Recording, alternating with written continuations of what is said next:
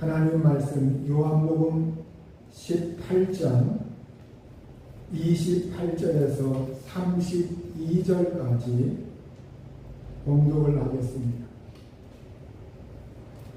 그들이 예수를 가야바에게서 관정으로 끌고 가니 새벽이라.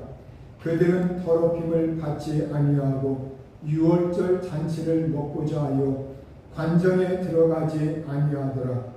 그러므로 빌라도가 밖으로 나가서 그들에게 말하되 너희가 무슨 일로 이 사람을 고발하느냐.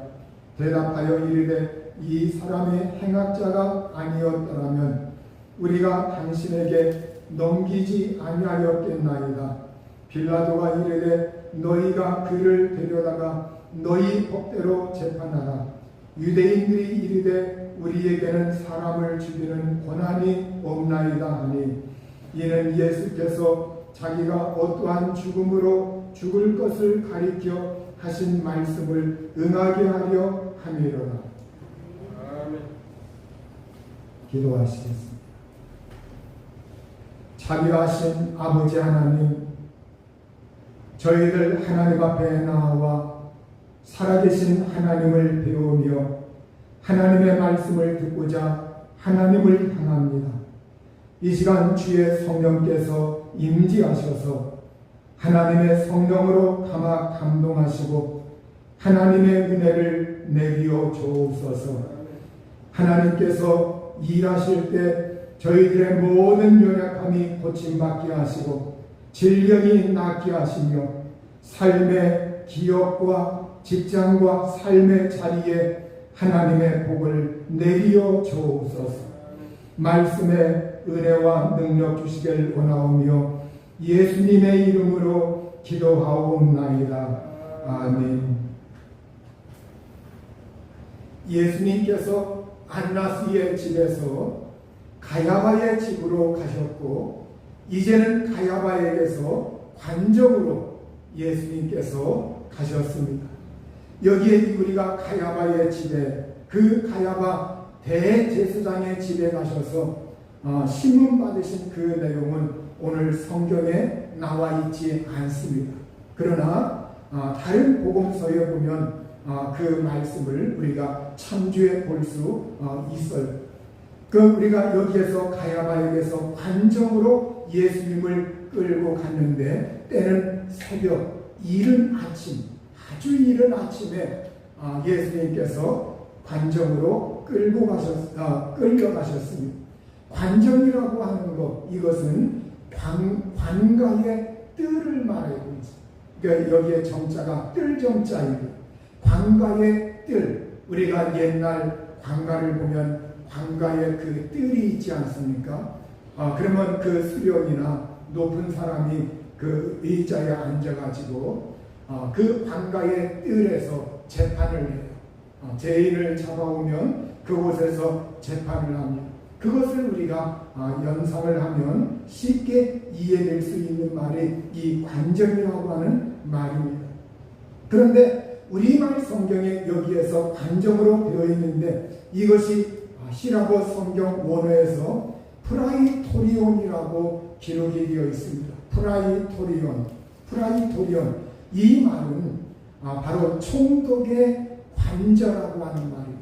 총독의 관저. 이 총독의 관저를 프라이토리온이라고 하는데 이 프라이토리온이라고 하는 이 말은 원래 그리스에서 나온 말이 아니라 그리스 성경에 기록이 되어 있지만 그러나 이 말은 바로 로마 나라의 지배를 받고 있었기 때문에 총독에 해당되는 것은 로마 나라의 그 차용된 언어, 로마어에서 이렇게 차용해가지고 그리스어 성경에 프라이토리온이라고 이렇게 기록을 해놓았습니다.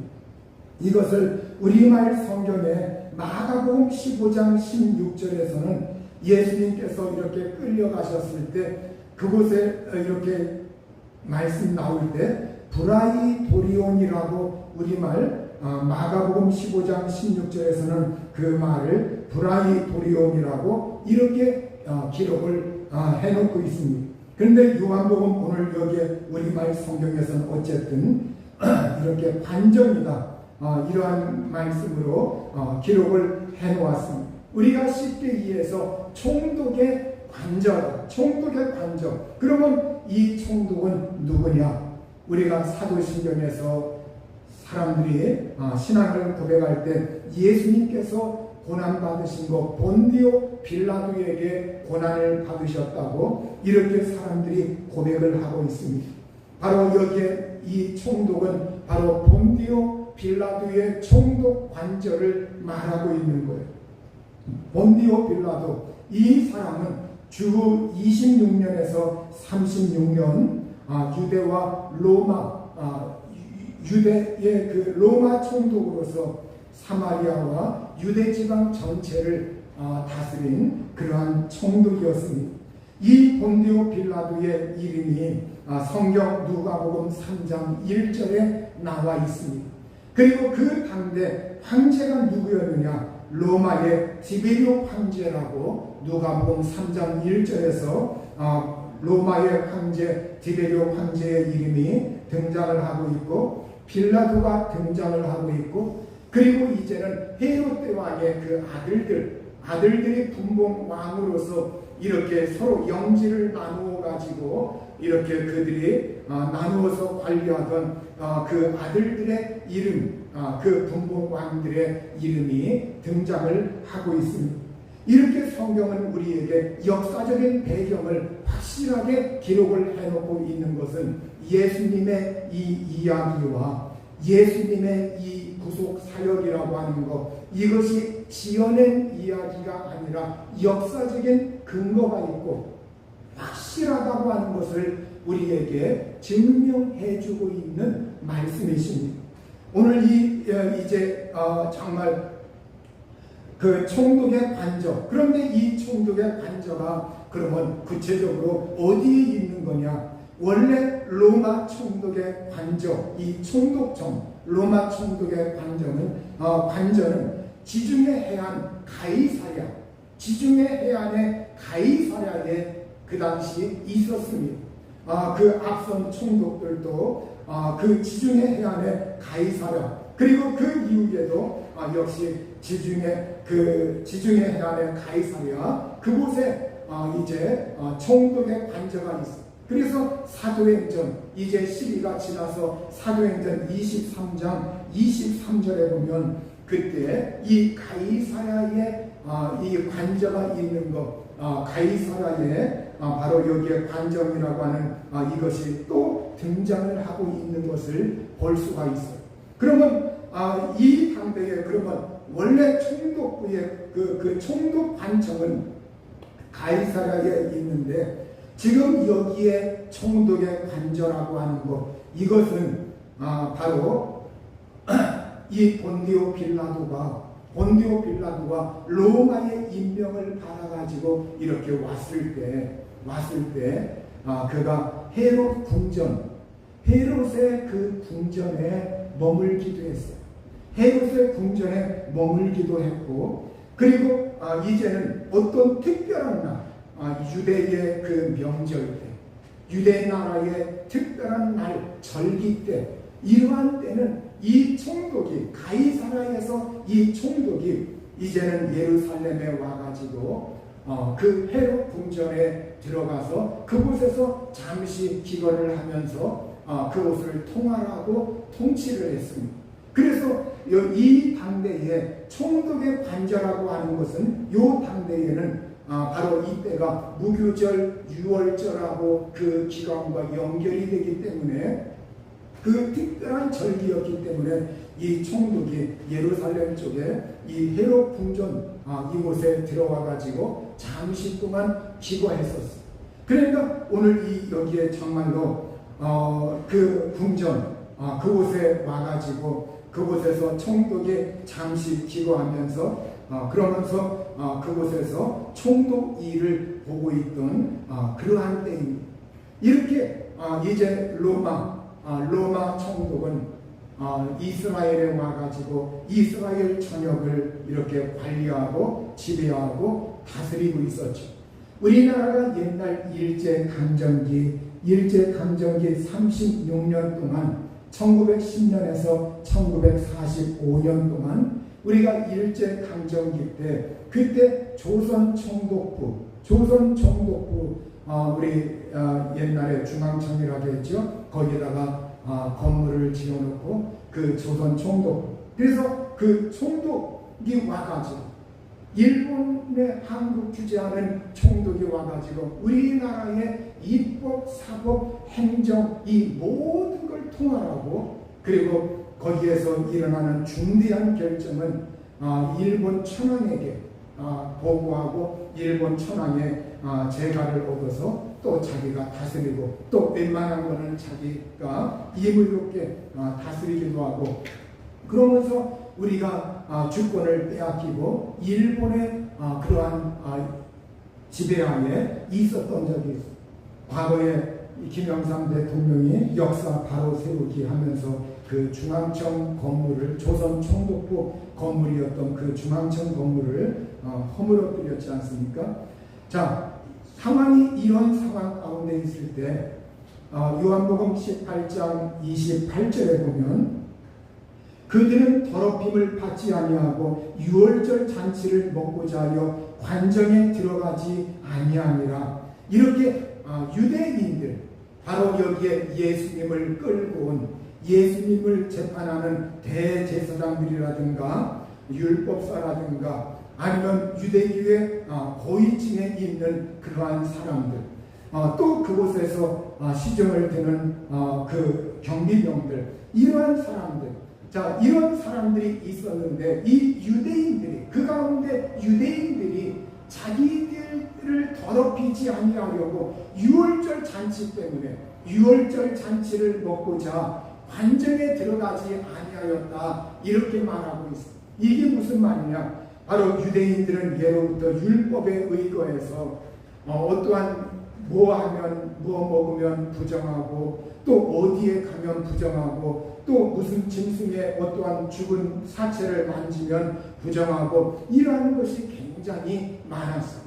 그래서 이들은 이제는 어떤 생각이었느냐, 그들이 어떤 특별한 절기라든가 이러한 때는 굉장히 조심하면서 이제는 유월절 잔치를 자기들이 참여해야 되는데, 유월절 잔치에 참여해서 유월절 잔치의 그 음식을 먹고 거기서 함께 하나님께 정말로 그 절기를 지키면서 기념을 해야 되는데, 그런데 만약에 이방인이 거처하고 있는 이방인의 집에 들어가게 되면 부정을 탄다, 부정하다, 몸이 더러워진다. 그러면서 그들은 그걸 삼가하고 절대 이방인의 집에 우리가 들어가서는 안 된다. 이방인의 집에 들어가면 하루 동안 부정해서 그날 이제 절대 부정하기 때문에 그 이튿날까지 이렇게 정말로 옷을 빨고 그러면서 정결하게 하고, 그렇게 그들이 자기 자신들을 관리했기 때문에 그들이 유월절 잔치에 참여하고자 이제 그들은 그 관정 안으로, 총독의 관정 안으로 들어가지 아니하였던 겁니다. 그러니까 재판은 이제 가야바 대제사장에 의해서 정식으로 재판에 회부되어 가지고 이제 빌라도 총독까지 왔는데, 빌라도 총독이 사람들이 들어오지 아니하니까 예수님을 끌고 왔는데, 그러나 사람들이 들어오지 아니하니까 어떻게 합니까? 자기가 밖으로 나갈 수밖에 없는 거예요.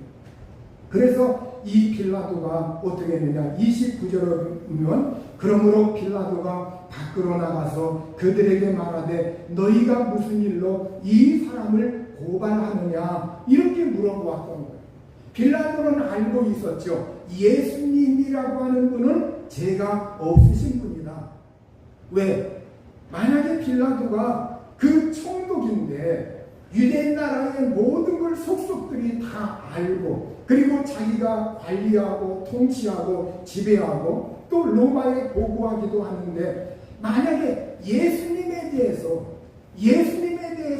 어떤 죄를 발견할 만한 것이 있다거나 로마 나라의 우위를 끼칠 만한 것이 있다고 할 것 같으면 이 빌라도 총독이 먼저 나서서 예수님을 정죄하고 잡아갔을 거예요.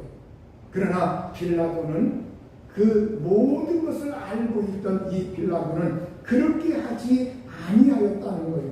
속으로는 예수님이 죄가 없는 거라고 하는 거 이걸 알고 있었지만, 그러나 이제는 유대인들이 예수님을 잡아봤기 때문에 어쩔 수 없이 이 빌라도가 재판을 하지 아니할 수 없는 그런 위치에 이제 궁지에 몰리게 됩니다.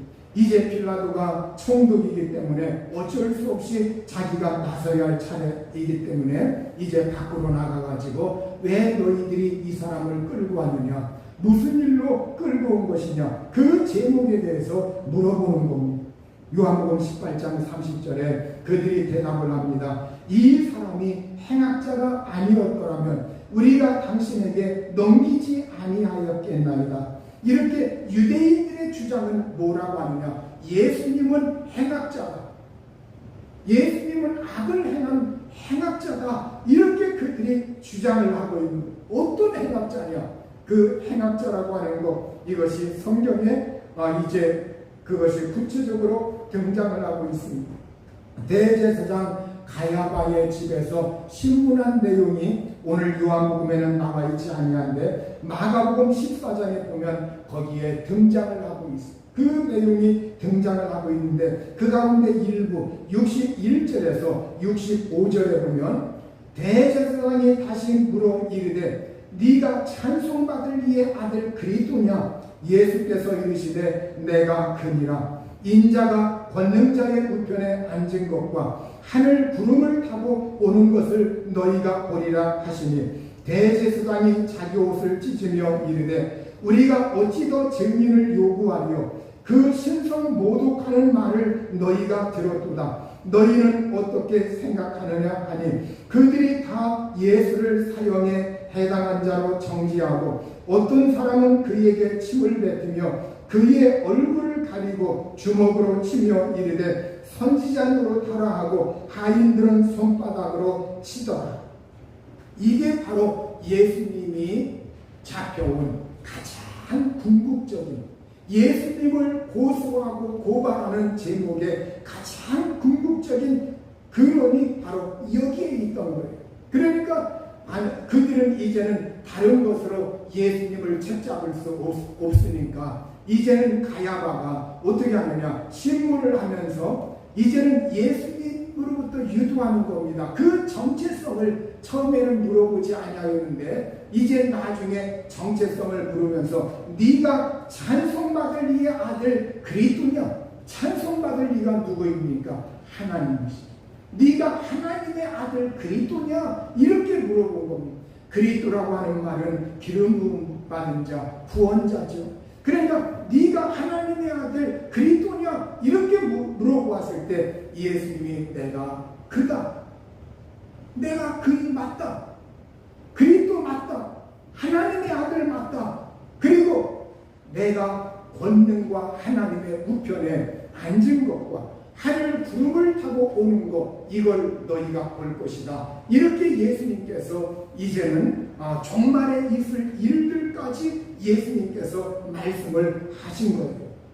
그러니까 대제사장이 그 말을 듣더니 분이 여기면서 통분하다, 참담하다 그러면서 자기 옷을 찢으면서 신성모독하는 말을 우리가 들었다, 신성모독하는 말을 우리가 들었다 그러면서 너희는 어떻게 생각하느냐, 어떻게 생각하느냐. 그러니까 그곳에 있던 사람들이 예수님은 사형에 해당한다, 그것은 사형에 해당한다 이렇게 말을 하면서 사람들이 침을 뱉고 주먹으로 치고 손바닥으로 때리고 그러면서 거기에서 예수님을 모욕하고 조롱을 했어요.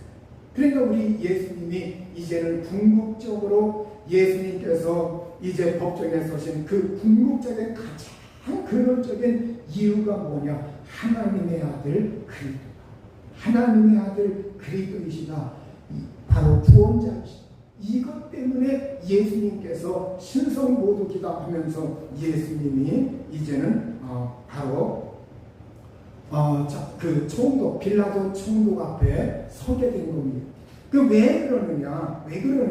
성경에 보면 레위기 24장 16절에 보면 이러한 말씀이 있습니다. 여호와의 이름을 모독하면 그는 반드시 죽일지니 온 회중이 돌로 그를 칠 것이니라. 거류민이든지 본토인이든지 여호와의 이름을 모독하면 그를 죽일지니라.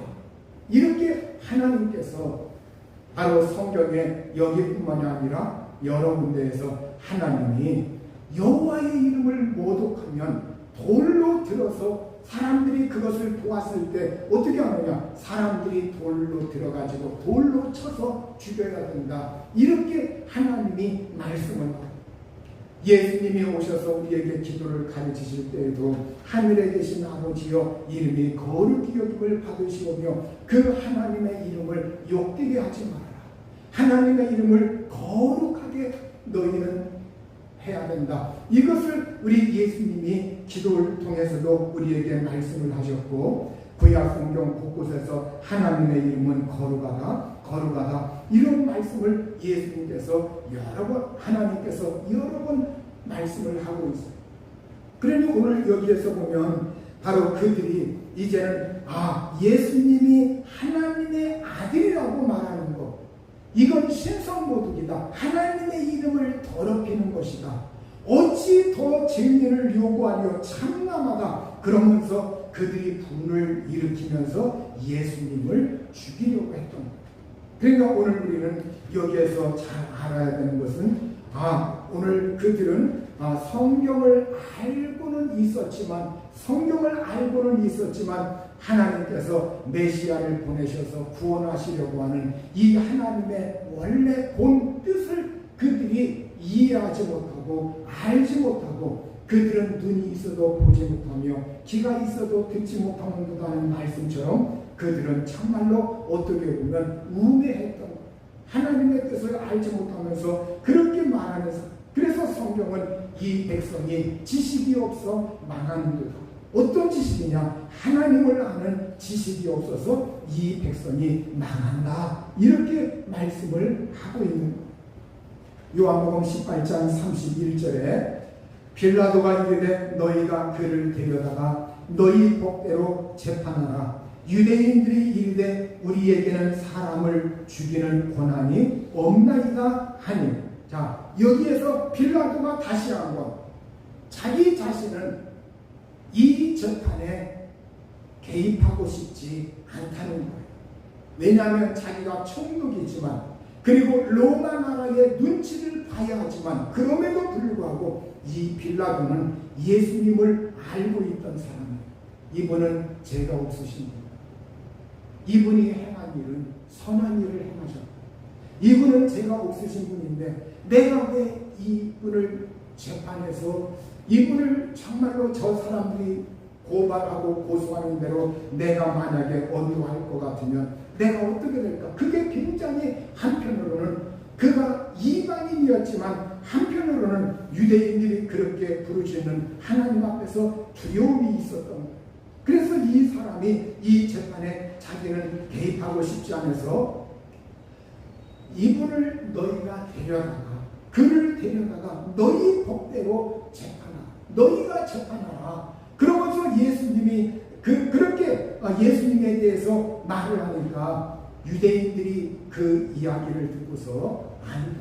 우리에게는 사람을 죽이는 권한이 없다. 이렇게 말하면서 제발 재판 좀 해달라. 재판해달라. 우리에게는 사람을 죽이는 권한이 없다. 이게 무슨 말이냐. 그 당대에 로마 나라의 지배를 받고서 그 가운데에 어떤 이제는 분봉 왕들, 이제 헤롯의 아들들, 그 분봉 왕들, 그들이 이렇게 하는 가운데 로마 나라에 이렇게 잘못한 이렇게 좀 눈에 가시거리와 같은 그런 일이 좀 있었어요.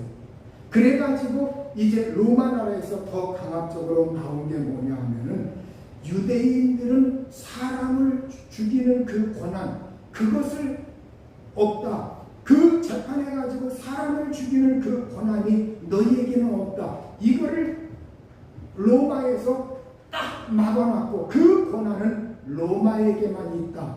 이렇게 해서 사람을 죽일 수 없다는 거예요. 너희의 권한으로는 없다. 이렇게 로마로부터 그러한 정책이 있었기 때문에 그들이 어떻게 하느냐, 우리에게는 사람을 죽이는 권한이 없나니 우리가 이분을 데리고 가서 재판해 가지고 죽이고는 싶지만, 그러나 우리가 재판을 한다 할지라도 우리는 죽일 권한이 없다는 것. 당신의 나라에 있지 아니하느냐, 로마에 있지 아니하느냐, 그러니 재판을 해 주십시오. 이러한 말입니다.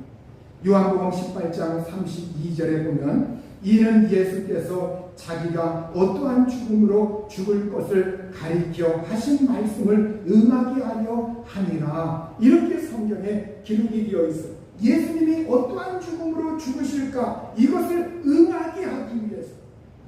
여러분, 오늘 여기에서 우리가 볼 것 같으면 오늘 여기뿐만이 아니라 예수님이 오늘 이 십자가 사건, 십자가 대속의 그 사건을 향해서, 고난 사건을 향해서 쭉 가시면서 성경 곳곳에서 바로 성경을 응하게 하려 합니다. 이런 말씀들이 자주 등장하는 것을 볼 수가 있습니다.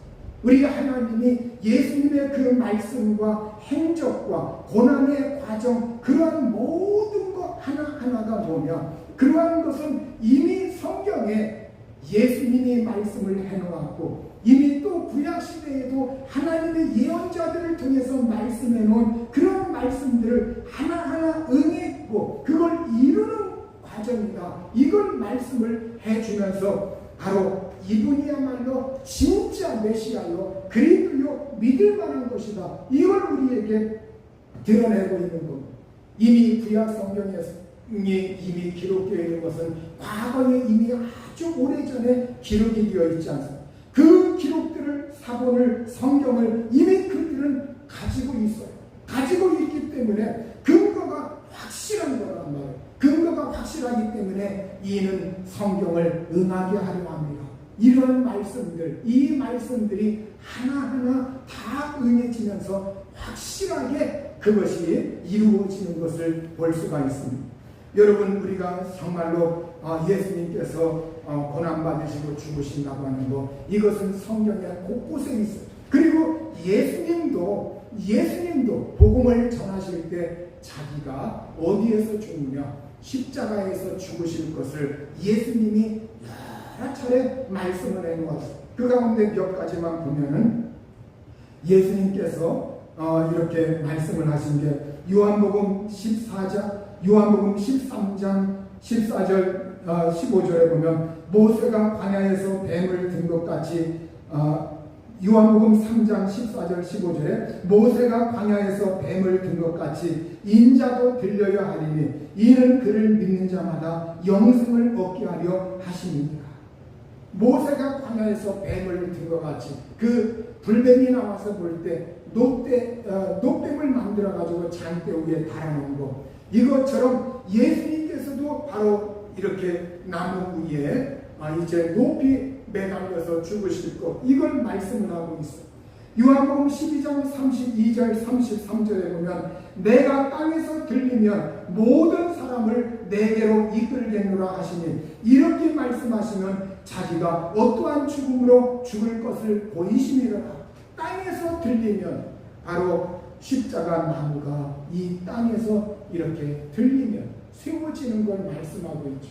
이렇게 공적으로 이렇게 세워지는 것, 이걸 땅에서 들리면 이렇게 말씀하고 있습니다. 또 마태복음 20장 19절에 보면 십자가에 못 박게 할 것이라 제3일에 살아나리라. 이렇게 예수님이 말씀을 하였어요. 그들이 십자가에 못 박게 할 것이다. 그리고 제3일에 내가 살아나리라. 마태복음 26장 2절에 너희가 아는 바와 같이 이틀이 지나면 유월절이라 인자가 십자가에 못 박히기 위하여 팔리리라 하시더라. 이제 십자가 고난을 바로 눈앞에 두고서 예수님께서 말씀을 하시길 이틀이 지나면 유월절이다. 이제 유월절, 여기 유월절, 오늘 그 유월절 잔치 나오지 않습니까? 그러면서 인자가 십자가에 못 박히기 위하여 팔리리라.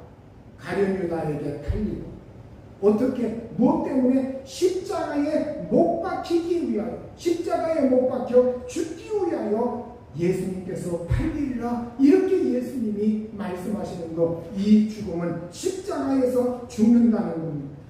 마가복음 10장 33절 34절에 보면 보라 우리가 예루살렘에 올라가노니 인자가 대제사장들과 서기관들에게 넘겨지매 그들이 죽이기로 결의하고 이방인들에게 넘겨주겠고 그들이 능력하며 침뱉으며 채찍질하고 죽일 것이나 그는 3일 만에 살아나리라 하시니라. 이렇게 바로 대제사장들 서기관들 또 그들이 이제 함께 모여가지고 이방인들에게 넘겨준다. 이렇게 이방인들에게 넘겨준다. 오늘 이방인이 누구에게 넘겨주었어요? 빌라도 총독에게 예수님을 이방인에게 넘겨주게. 그러니까 이 성경을 우리가 보면은 그때 컴퓨터가 없던 시대에 무슨 막 인쇄술 해가지고 대량으로 책을 찍어서 그걸 대주해 보던 시대가 아니에요. 누가 성경에 영감받은 기자들이 하나님의 성령의 감동에 의해서 그 성경을 기록했는데 그것이 많이 퍼져 있던 시대가 아닙니다. 뭘 그걸 참조하고 그걸 이루기 위해서 그렇게 해야지 꾸며낸 게 아니에요. 그럼 꾸며내고 그렇게 모방하고 하던 시대가 아니라는 거예요. 그래서 이렇게 성경에 그리고 예수님께서 그 직전에 하시는 말씀들 이런 말씀들이 하나하나 이렇게 대주해 보면 딱 의해지면서 이루어지고 있는 믿을 만한 증거를 우리에게 확실하게 예수님이 고난받으러 가시는 그 여정을 통해서 그 말씀 한마디 한마디와 또 거기에 참여했던 사람들의 그 신문하는 말들이 그냥 하는 것 같지만 그게 가만히 보니까 성경을 응하는 말씀이더라고요. 그래서 오늘 우리가 결론적으로 여기에서 보면 내가 믿고 있는 이 예수님은 진짜 구세주시요 진짜 그리스도이시요 진짜 하나님의 아들이시요 나를 구원하러 오신 그리스도이시요 주님이시요. 만약에 빌라도가 너희 법대로 하라 끌고 가서 너희 법대로 하라 그러면 만약에 유대인들이 예수님을 끌고 갔다고 해봅시다. 유대인들의 법은 뭐예요? 유대인들의 법은 하나님을 모독하면 어떻게 죽이는 거예요? 돌로 쳐 죽이는 겁니다. 그러면 예수님을 만약에 돌로 쳐 죽였다고 할 것 같으면 예수님이 말씀한 것이 맞지가 않죠. 그리고 그분은 구원자로서의 죽음이 아니라는 거예요. 그러나 성경은 예수님께서 이미 창세기 3장에서부터 여자의 후손은 네 머리를 상하게 할 것이요 너는 그의 발꿈치를 물 것이다. 이미 그때부터 십자가에서 죽으실 것을 성경은 우리에게 알려주고 있어요. 그렇기 때문에 바로 유대인의 법, 그러니까 그 당대의 로마법이 유대인들을 사용할 수 없다. 이렇게 세상의 법이 그렇게 반포해서 나왔지만 그 세상의 법이 그냥 나온 것이 아니라 그것이 예수님에게 적용이 되어서 로마법에 의해서 예수님이 재판을 받아서 예수님이 죽으니까 뭐예요? 로마법에 의하면 로마는 그 법에 의해서 사형에 해당할 만한 자를 어떻게 그 당시에 사형을 시켰어요? 십자가 나무 위에 매다는 것이 로마법이다. 그러니까 우리는 여기에서 빌라도가 예수님을 유대인들에게 너희가 끌고 가서 너희 법대로 재판하라. 그러나 우리는 그를 죽일 권한이 없습니다. 그러면서 우리는 궁극적으로 우리는 언도를 내릴 권한이 없습니다. 그렇게 말하고 그 다음에 그 당대의 로마법은 유대인들은 사용시킬 수 없다는 것, 유대인들이 그걸 언도를 내릴 권한이 없다는 것.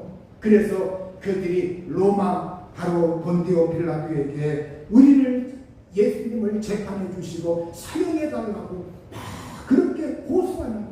그러니까 그래서 로마법은 예수님을 이제는 로마법에 의해서 예수님을 죽이면 어떻게 죽이느냐, 나무에 매다는 그 사형에 해당하는 그 죽음을 언도를 내릴 수밖에 없는 거랍니다.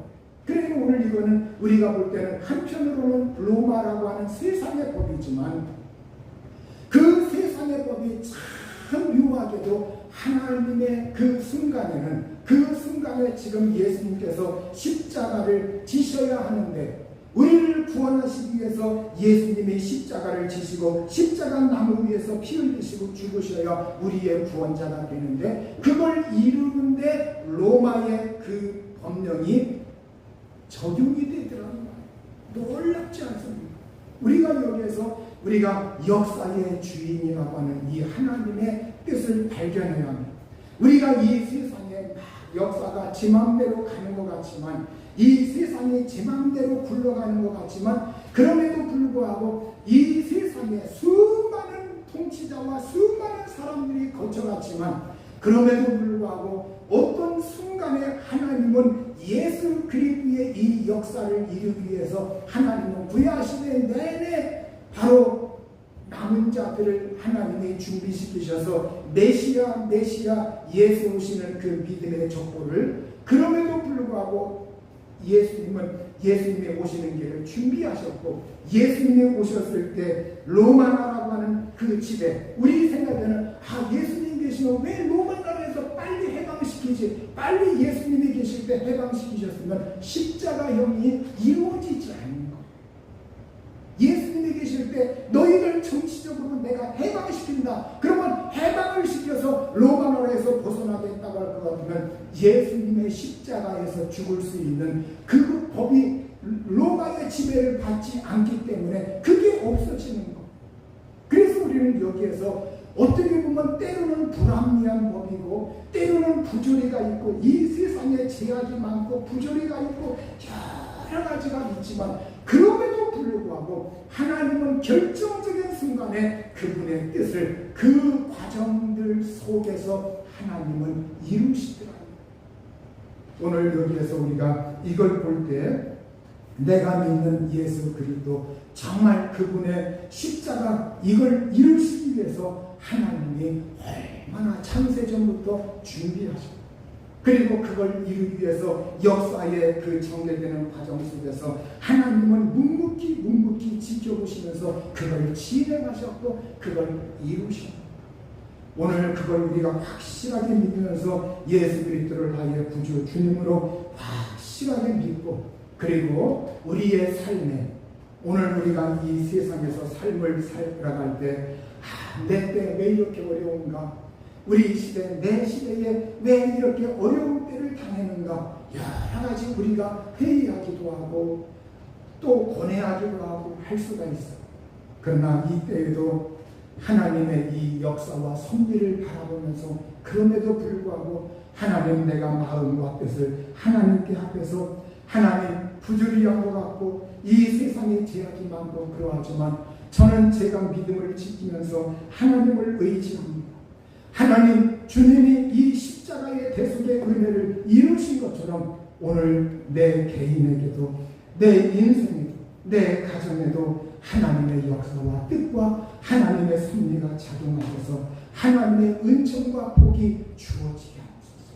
그렇게 또한 우리가 간구할 때 여러 사람들이 이 세상에서 그냥 무의미하게 스쳐 지나가지만 우리는 그 가운데서 하나님의 뜻을 발견하고 하나님의 섭리를 이루는 믿음의 훌륭한 사람들이 될 수 있는 줄 믿습니다. 이 시간 우리 다 같이 하시면서 기도합니다. 그래서 오늘 우리 하나님은 역사의 주관자이시죠. 역사의 주관자.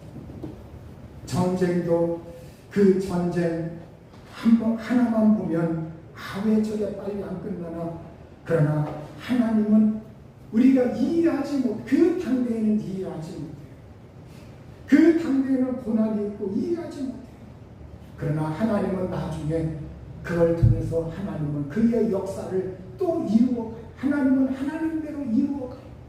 이 시간 우리 기도할 때 하나님 주의 은혜가 함께 하시고 우리에게 하나님 예수 그리스도 이분은 진짜 확실한 그리스도이구나. 이걸 우리가 확실하게 믿고 그리고 나에게 하나님의 은혜와 섭리와 복이 이루어지도록 내가 믿음을 화합할 수 있도록 기도합니다.